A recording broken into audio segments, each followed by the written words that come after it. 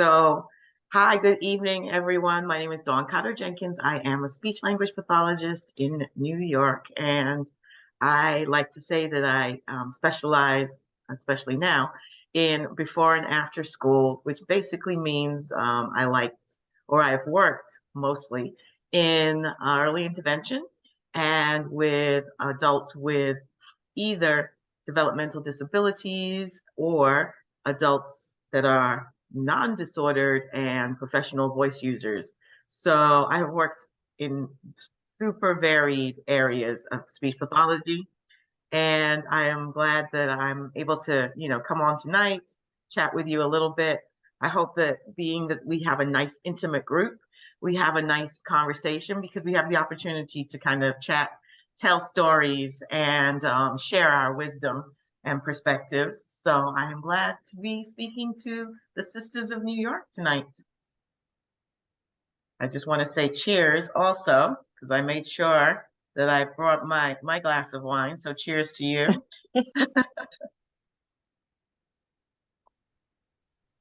And so, this evening I am talking about a relatively, of course, serious topic. And I say relatively serious because boy, oh boy, are there some serious issues that are going on in the world right now.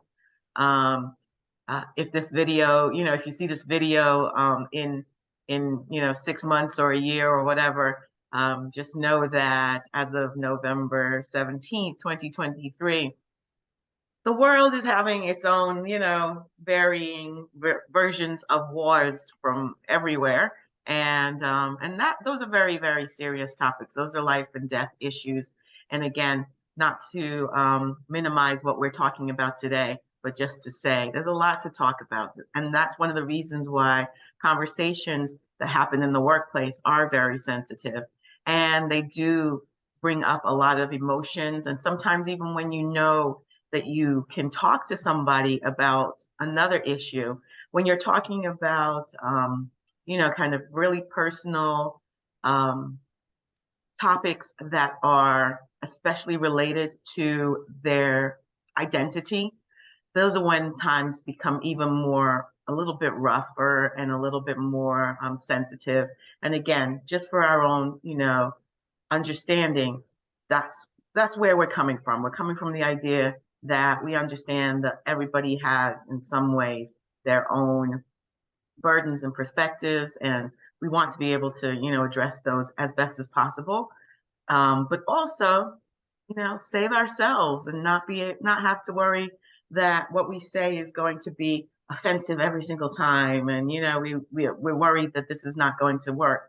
So as far as conversations in the workplace, especially around DEI, these are some of the things that I oftentimes think about. And I think I've grown, of course, over the years, from being a student 20 something years ago and having my perspectives for sure about what I wanted to present as myself in the field, how I wanted to explore the field.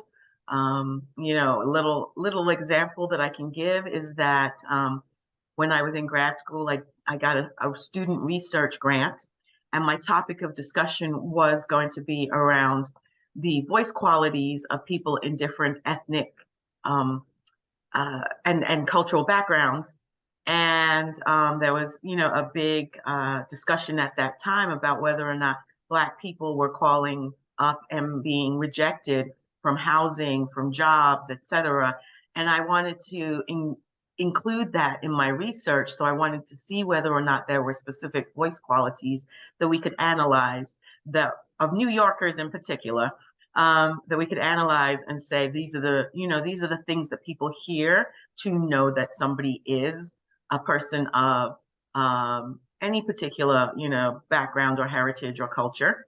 And that was something that was not very well supported by my department at the time. Yes, I got the grant, but I didn't get the grant from the department. And when I was seeking mentorship to do the research project, it was very hard for me. And the research project basically failed in the sense that I wasn't really able to fulfill the requirements. So for me, it was definitely one of those times where even from the outset of my entry into speech language pathology, I knew that sometimes I was going to be the only person talking about a particular topic.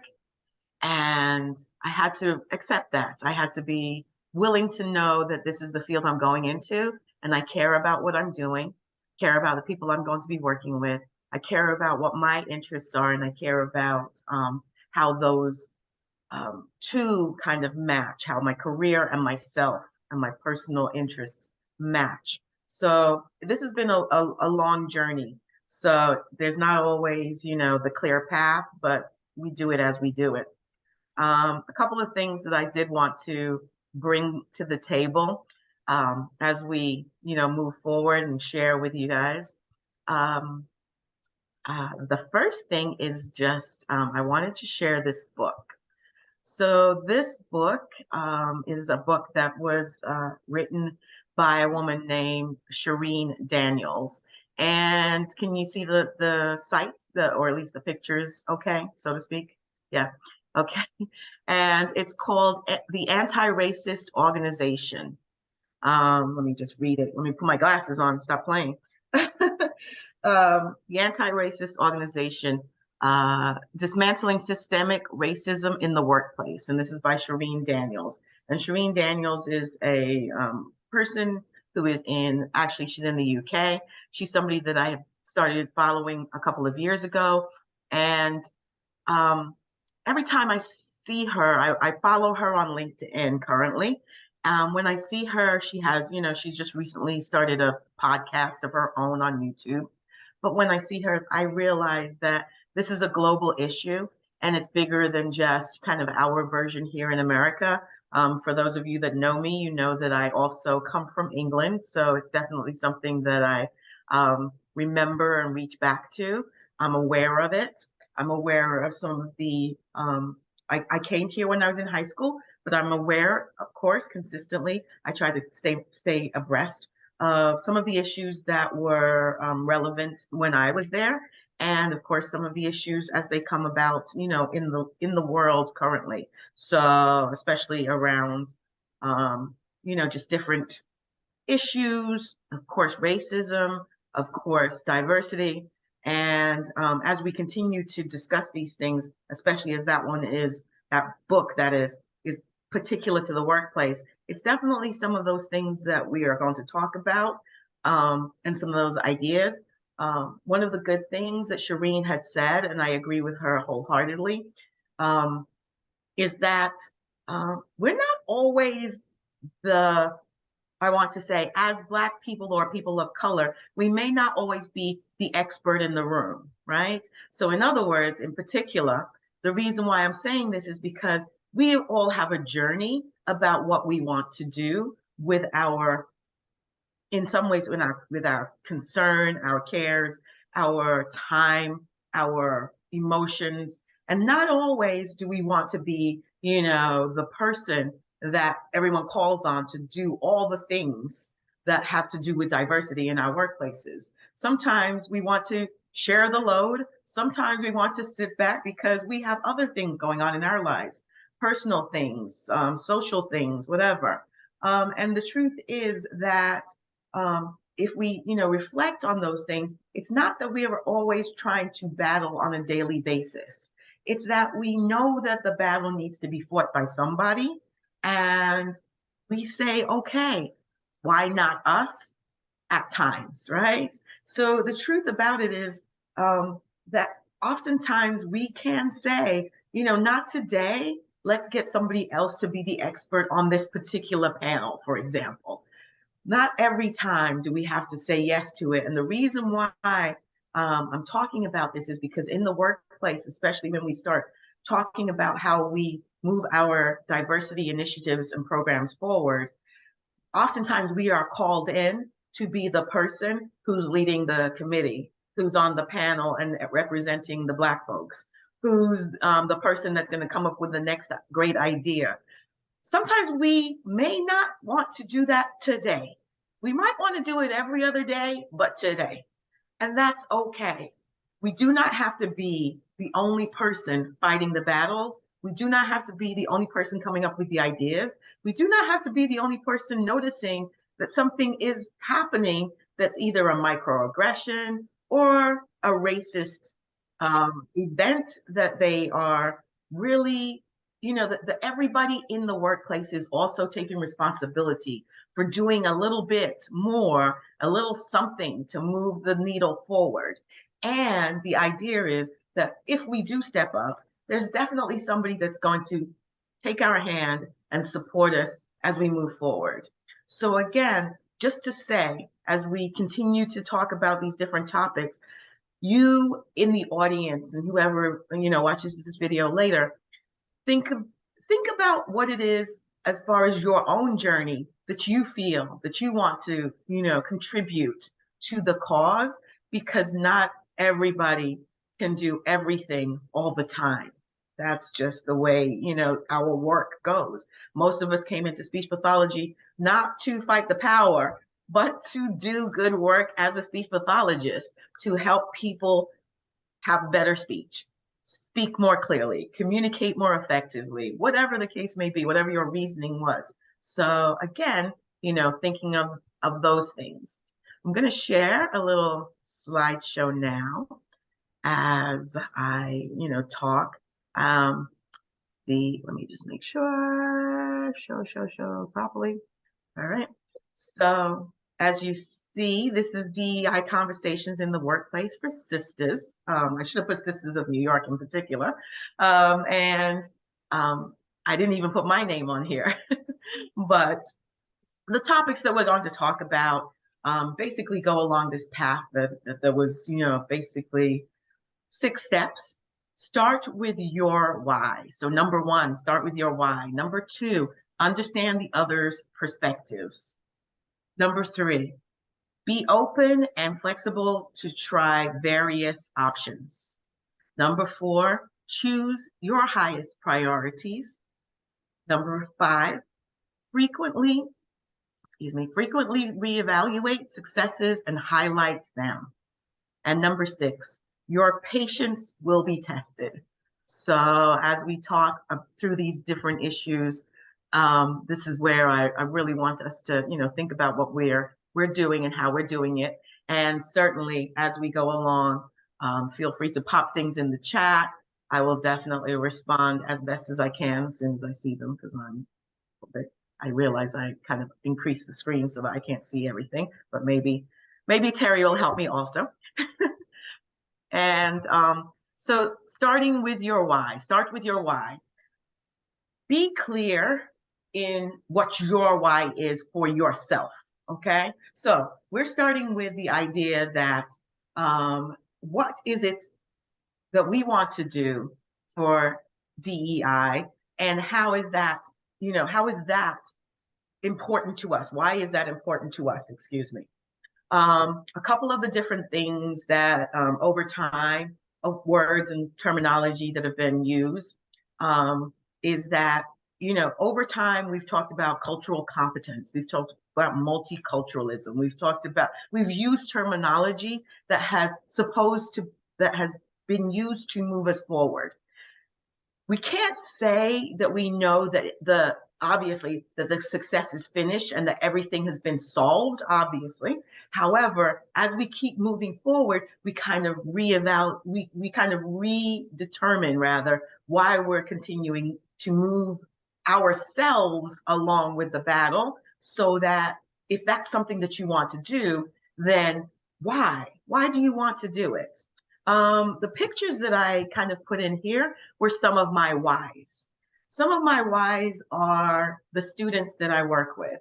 So I have, these 4 students that I have pictured here on on the flyer that I worked with them over Better Hearing and Speech Month.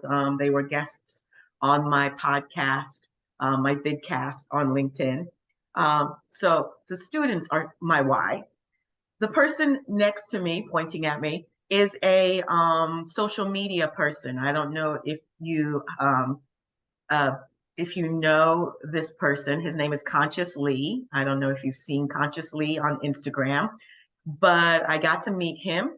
and I really wanted to take a photograph with him. So one of the things about what he does is he speaks the truth. He puts a lot of information out in regards to facts, and he says me search over research over me search, rather research over me search. And I think that a lot of times, we as speech pathologists really appreciate the facts. We appreciate stats, we appreciate graphs, and we appreciate real information that can support what we're talking about. And so for his, follow him if you choose to, unconsciously is somebody that I got to meet last year. The four women, the two women that are with me in this picture, and then the four of us in the next picture, represent how to learn actively from other people who are on the same path. So the person in the two people with me in this first picture, at the bottom, I guess, left-hand side, are Karen Towns, who is the vice president of the NAACP. She used to be the Brooklyn NAACP president, but now she's national NAACP president, and Melba of Melba's Restaurant in Harlem. And then on the right-hand side, we have, I don't know why, Noma Anderson. And then also, again, my brain's going, Regina. Regina is was the clinic director in Buffalo University. And oh gosh, now my name recognition is really going off because I should have written their names down.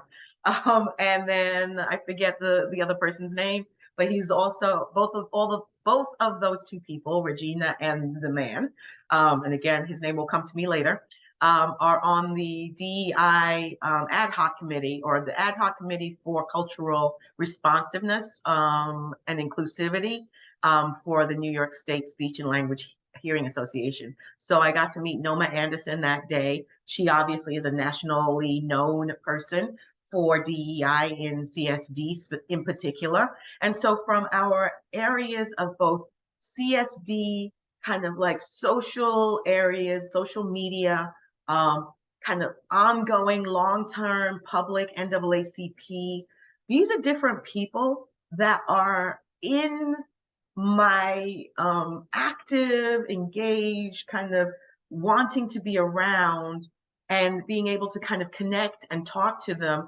about what they're doing so that I can learn from them and I can see what they're doing. So for me, I want to be in the environment where I'm continuously learning, gaining information, learning their wisdom, reinforcing kind of what I'm going to do in what I want to do with my career and my lifestyle, and make sure that I am, kind of reinforcing all of these things through what I learned from them.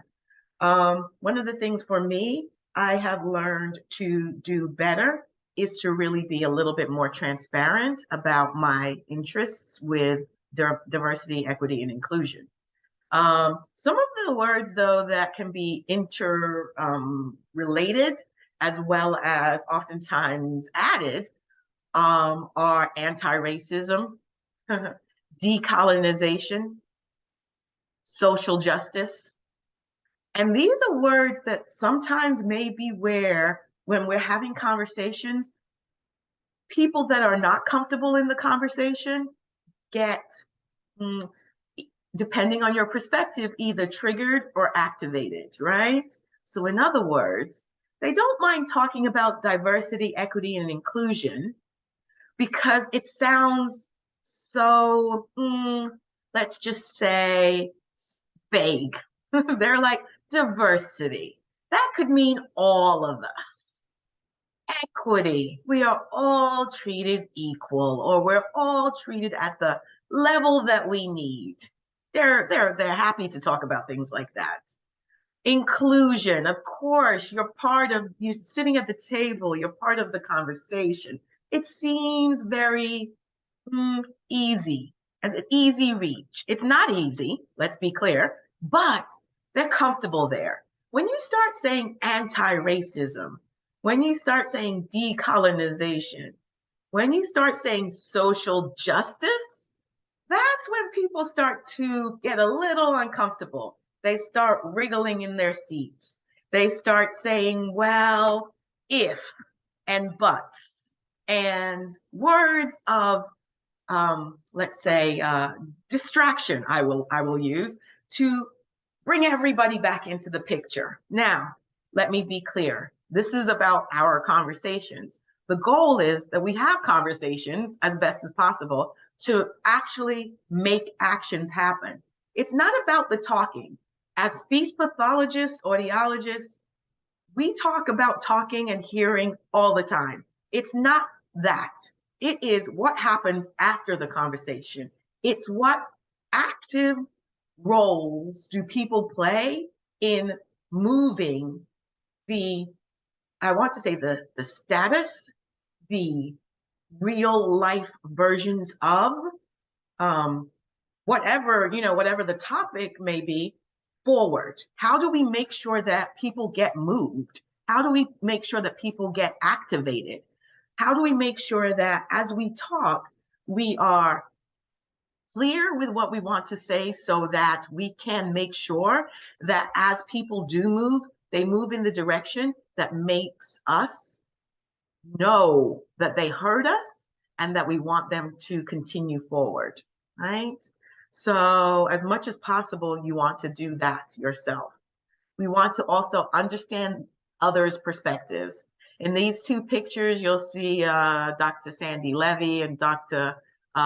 Sandy Levy on the left-hand side, and well, I guess I'm pointing in the wrong directions for you, maybe, and up at the top, Dr. Taryn Malcolm. So these two people in particular, and I will also give a shout out to Miriam Belser, who has been a speaker for Sisters also. These are people that are actively engaged in moving the needle forward for diverse populations.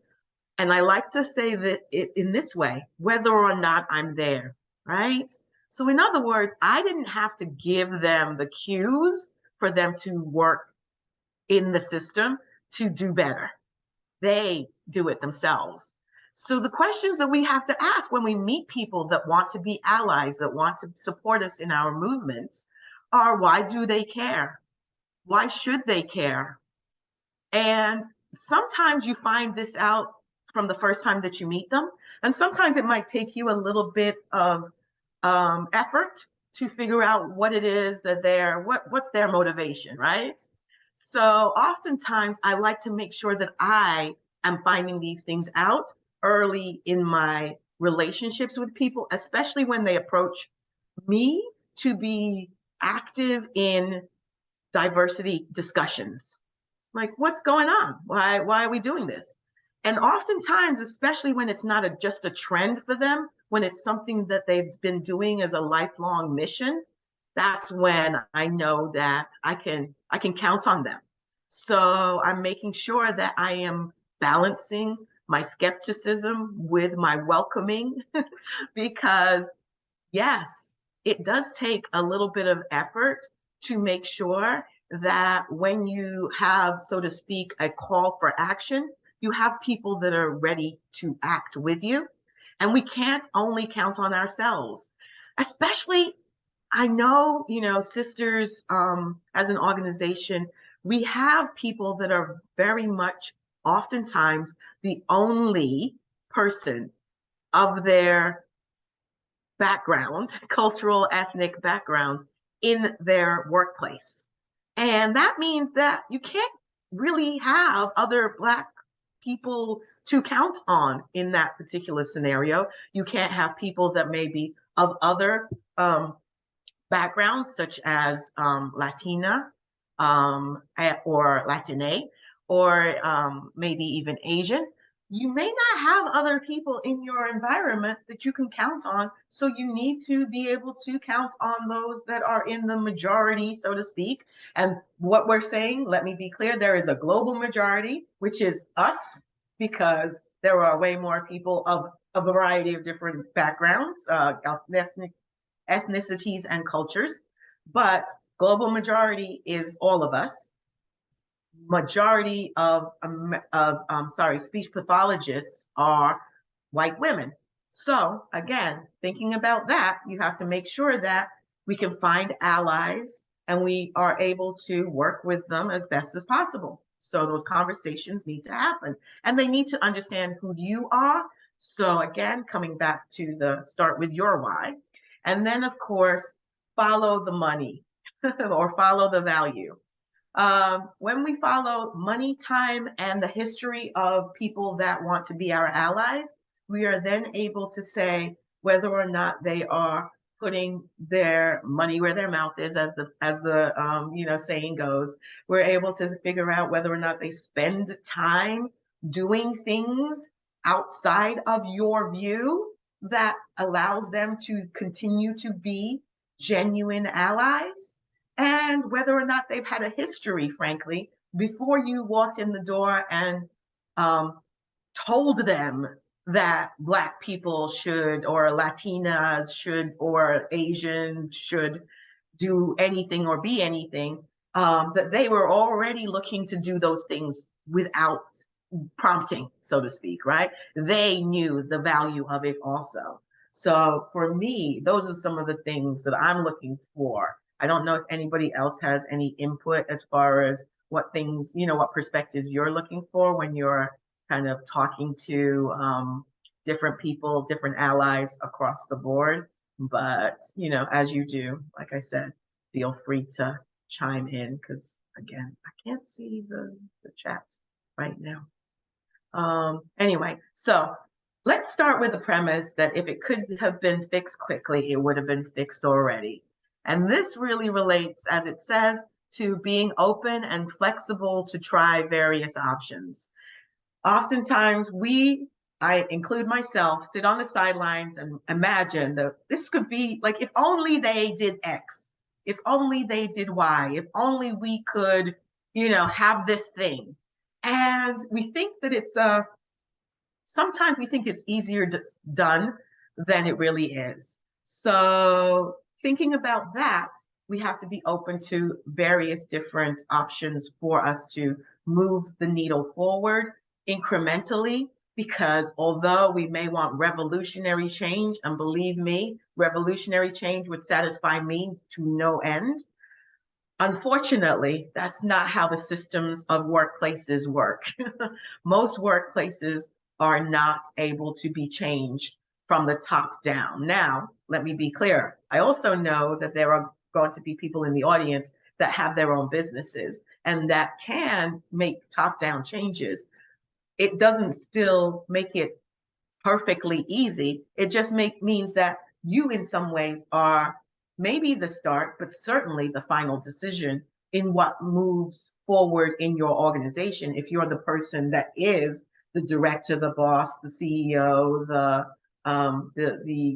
person that is the president of your organization. So absolutely, if it's you, then make those changes that you can make.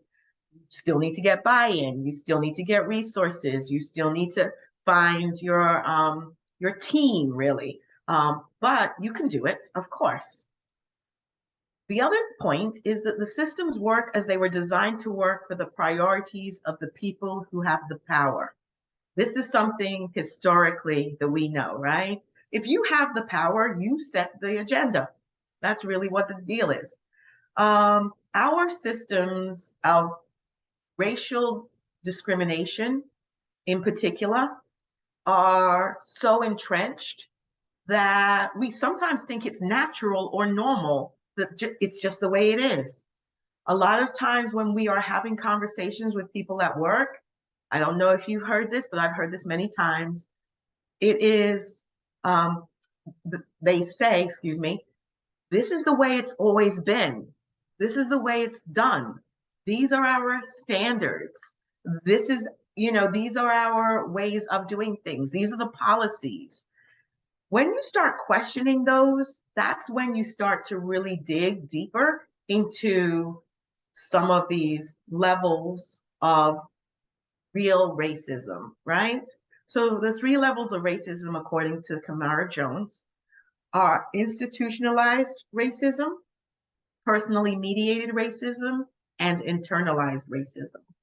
So just to give you a quick debrief, I guess, institutionalized racism is action or inaction in society, right? So it's not always something that's actively being done. Sometimes it's something that's not being done that leaves certain people behind and moves other people forward.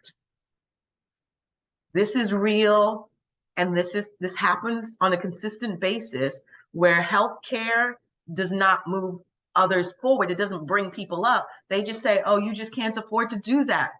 You just can't have it. It's not a matter that they're not, that they're doing something against you. It's that you're left to not have the resources that you want. It's left without action.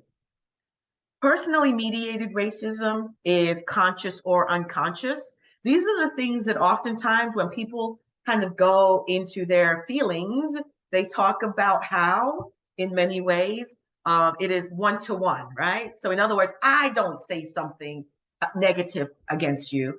I don't say the N-word. I don't, discriminate against people. I taught my children to love everyone equally. I, right? This is a personally mediated interaction. It says that they are trying to do their best. Let's just say that that's true. They're trying to do their best in their silo. However, if that's used as an argument for why things shouldn't move forward, then they have bought into the more institutionalized level of racism. They have accepted that it's just the way it is, or that they don't have any responsibility, frankly, to change beyond themselves. That's a big argument that a lot of people tend to have. A lot of people can't get past this in conversations, and that makes it harder for even the smallest amount of effort to move forward. And then last but not least, unfortunately, is internalized racism. This, as we, I'm sure, are familiar with, is when, we ourselves have internalized particular things about our culture that may or may not serve us well. Okay. Now, one of the things that I use as my example, which is, to my shame, and of course, this is many years ago. I was young. I was a teenager. Please forgive me. But when I was not in America, I heard the phrase that, Black Americans are very lazy. I heard that, and then when I came to America, that the rate of employment in Blacks is lower. So these things were added together in my head to indicate that Black Americans weren't as, what is the word I'm looking for? Weren't as, they didn't work as hard, so to speak, as Caribbean people or as Black people in other countries. And for those of you that were back in the days in living color, had these Caribbeans that were, that worked every day all the time, and they had a big joke about it. So the truth is that those things can be internalized so that when you start looking at people and you're talking about how they're not stepping up and how they're not finding jobs and how they're not working as much as they could work. And of course, we know that in the 80s, and this is when I came to America, they were talking a lot about welfare moms and welfare families and how they were just looking for a handout. And let me be clear, this is not just in the 80s. Fast forward to 2020, 2021, when everybody is talking about how people are not returning to work from COVID-19, and they're saying people are looking for handouts. This is coded language that is sometimes internalized by us to say, this is true. When we're the ones, we're in our work, we're in speech pathology, we're talking about the parents of some families that we're working with, and we're talking about them as if they're not trying to support their child. Some parents never come to the schools for their PTA meetings. We're complaining about these things. These are things that are internalized. These are things that we should know better, right? We should know that these are not true. We should know that these things are, even if they are true, the reason behind why they are true has nothing to do with the fact that they're not motivated. It has nothing to do with the fact that they don't want to. It has to do with the fact that they have other things that are mitigating and challenging to their lives that interrupt their ability to be able to move forward. And that's just one example that I, use pretty much to explain one part of, the internalized racism. You need to choose your highest priorities in these conversations, and you need to pace yourself. You may have 100 ideas of things that you want to see change. Unfortunately, you can only achieve a limited number of them at one time. The truth is everybody talks about multitasking, but unfortunately, as far as it goes with projects and initiatives that we're trying to do in our workplaces to move ourselves forward in our expression of diversity, equity, and inclusion, sometimes we can only do one thing at a time. We can do one thing this month. We can do one thing next month. We can do one thing for the semester if you're in a university. We can do one thing for the year if you're in a workplace. You may not be able to do everything, and it kind of depends on, the levels of what you're trying to do. But again, when you do that one thing, you want to see how the team works and if they achieve that goal. If they do achieve the goal, then great. Obviously, next time you can do two things. But if they don't achieve the goal, then you need to figure out what went wrong, right? What can you do better next time? How can you strategize? How can you come together to do better? Now, again, this is about conversations. How can you talk about what went wrong? How can you talk honestly and openly about what you need to do next? How can you talk about what people can handle? What's too much or what's enough on each person's, agenda? How you can honestly support each other. A lot of times people yes you to death about, yes, I can do that. Yes, I will do that. Yes, we will work together. Yes, it will come together. And yet they're not able to really live up to that standard or live up to that, I would say, commitment because, for a variety of reasons. Maybe it's because they really are just saying yes to you because you're so passionate about it that they don't want to say no. They know that they're not going to be able to give you the time, but you come across so strong. I know that this is my, I'm using this because it's my example, that I come across so strong and I'm like, no, we can do this, let's go. And they're like, yay, let's do it because Dawn says we should do it. And yet there'll be no movement if I don't make the moves, right? Because they weren't ever motivated to really get it done. I have to be able to get buy-in. So when I'm looking for my team and I'm looking to make sure that I have strategies, I'm looking to make sure that they're motivated in their way. Remember back to why are they participating in what we want to do? How should they and why should they be more participatory in moving the needle forward as far as diversity, equity, and inclusion? And if you have success or not, please don't let that be the last effort made. Plan for your next steps immediately. So oftentimes, if you can strategize, and I use the word strategy pretty frequently because a strategy is a plan. It's multi-stepped. It's multi-leveled. If you can strategize, then you have more things to look forward to. You do a thing, and then the next thing is on the horizon. The next thing needs to be done. And yes, there may be times where you are challenged, but if possible, you can move these things forward. So frequently reevaluate your successes and highlight them. In conversations, whether the conversations are verbally or whether they're in an email, make sure that you're continuing to determine what worked and what didn't. And if your goal is to make a significant difference, you cannot dwell on the negative because there'll be many challenges and few accomplishments, especially going back to our premise that If things could have been done quickly, they would have already been done. This means that we're going to need more effort, more reasons to move forward, more motivation, more next level kind of ongoing support, because with each new level, either you're gaining more or you're depleting your resources. It depends on where you are in the conversation and what your workplace is. But again, in your determination of what your strategy would be, you want to make sure that you keep tooting your horn, because if you don't do, no one will hear it. If you don't toot your horn, then no one will hear it. Make sure that they know, even if the accomplishment is, we attempted to do this thing. From attempting to do it, although it was not fully accomplished, we learned that this works and this doesn't work, and that we need more of X and less of Z.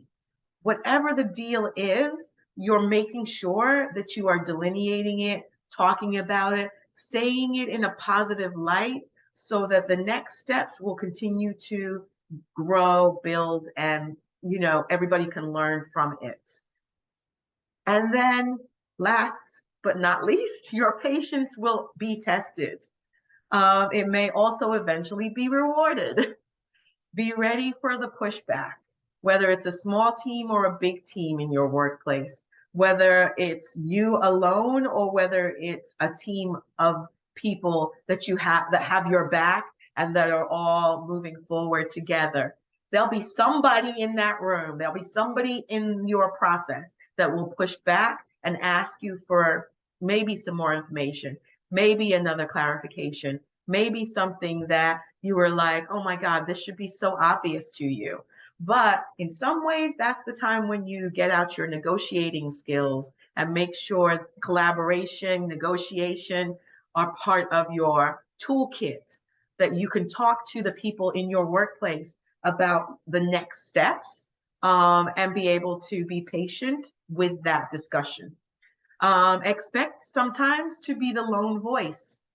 That means, as I said, I know that sometimes we as professionals in speech language pathology may be the only person that's in the room that has our perspective, and we know it to be right. So sometimes it's just me talking and nobody else is saying anything. I remember definitely being in situations like that. That's not comforting, but it sometimes happens. And it really means that you are then, trying to make sure that you are manifesting, activating, and reinforcing your own motivation, because nobody will be there to toot your horn and cheer you on. But again, that doesn't always have to be the case, if you have good allies in the room. Know that others are looking to you to make a difference. You may not know them now. You may never know them at all. However, in that room and in the world, you will be a difference maker. So if you're moving this agenda forward for diversity, equity, inclusion, for decolonization, for anti-racism, for, like I said, social justice, these are things that are bigger than just us, right? They're bigger than just speech pathology. They are global issues. And even though we might think that it's a small thing when we talk to a parent about how they can be more responsive to their children, how we talk to our co-clinicians about how they can do more, I want to say, multicultural, but specifically anti-racist therapy, that we can keep those things in mind, how we can be more culturally responsive in those moments, and how we can be more culturally humble for ourselves, for others. Those are the things that we want to make sure that we are reinforcing, and the other people are looking at us and they're saying, oh, she did it. Maybe you'll be the example for them. Or maybe you'll be able to convince them or share with them how you do it. And then, of course, Just think about if you're thinking about how you're working in your workplace, your achievement of self-actualization will be activated. Again, thinking of Maslow's hierarchy of needs and how it goes from the physical level, which means your body physically needs to be healthy. You need to physically be able to get up. You need to be physically able to do the work. You need to be physically able to go into the workplace. Sometimes when we are having these difficult conversations, our stomach is in knots, our shoulders are tense. We are going up that hierarchy from from physiological to group acceptance to self improvement, and then all the way to self-actualization, where you are being who you want to be at your highest level. Your highest level of self-actualization is in your dreams. If you could do everything you wanted to do, what would that look like? How would you be able to give to the world enough that you know that you've done your best? And that's really all that can be required of you. You can't do more than your best. You can only do your best. You do better with a team. You do better with support. You do better when you know better, as Maya Angelou says, know better and do better. You do better when you have your emotional life intact, your mental capacities taken care of, that your lifestyle, your people around you, your family, your friends, they are supportive, they're with you, they're near you. You can call them even if they're physically not near you, but they are, emotionally near you.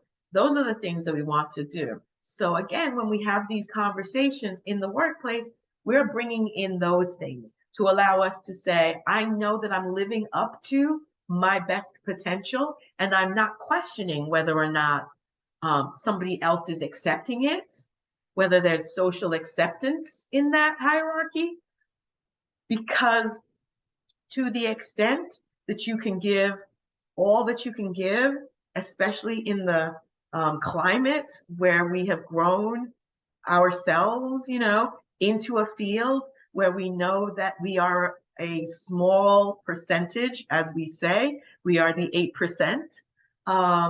That is really significant. It means something to somebody. It means that they are going to be looking to you to be an example and to be able to kind of live up to your own best qualities. We don't have to pretend that we're something that we're not. We just have to know that we're doing the best that we can for potentially ourselves, but also for our community. And our community should be expansive if possible. But again, as best as possible, we know that our Black, Latine, Asian, and other, interconnected and interwoven communities of diverse people in CSD, in communication sciences and disorders, in speech pathology, in hearing, in audiology. We need to make sure that those are the people that we can support if we know that this is going to be our mission and our, at least a part of our mission, and as we become more and more, able to do so in our careers. So I hope that that was helpful to you. I do want to know whether or not